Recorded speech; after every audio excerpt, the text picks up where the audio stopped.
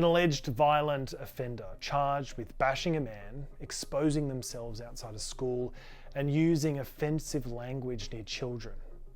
Within 24 hours of the Daily Telegraph asking the New South Wales government questions about her, she walked free on bail. This is the accused at the centre of a story I broke this week. The male at birth defendant transferred into a women's prison after Corrective Services Commissioner Gary McCahon personally approved the move.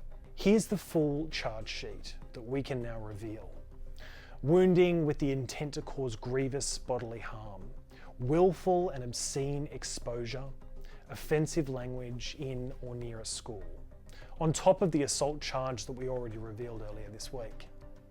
This is who was granted bail hours after a political firestorm erupted in New South Wales Parliament. And here's the concerning timeline of events that you should know.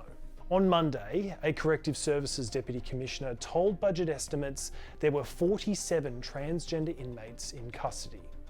46 were housed according to their biological sex. One was housed according to their identified sex. That one inmate is at the centre of this entire scandal. Tuesday morning, I sent questions directly to Corrective Services, the Corrections Minister and Premier Chris Minns' office, asking them about the transfer.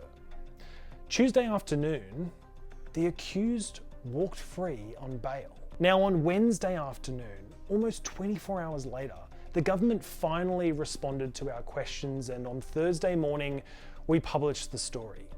Now, it's understood that Corrective Services and the government were only notified of this successful bail application after revelations of the transfer were published by the Daily Telegraph, meaning the alleged offender was released while the government was sitting on our questions and before a single word had been made public. On Thursday, Women's Minister Jodie Harrison told Budget Estimates she hadn't even been advised of the transfer in the first place. She didn't know where the inmate was being housed and didn't know if the accused had been sharing accommodation, sharing showers, or even change rooms with other female prisoners. Now, the minister responsible for women's safety in this state had no clue. And remember what the Premier himself said just months ago.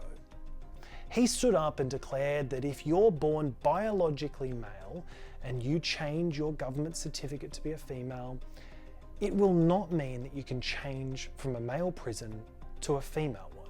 His own commissioner did that. A defendant charged with violent offences transferred into a women's prison. The government was questioned by this masthead and she was released on bail before it even responded to our questions.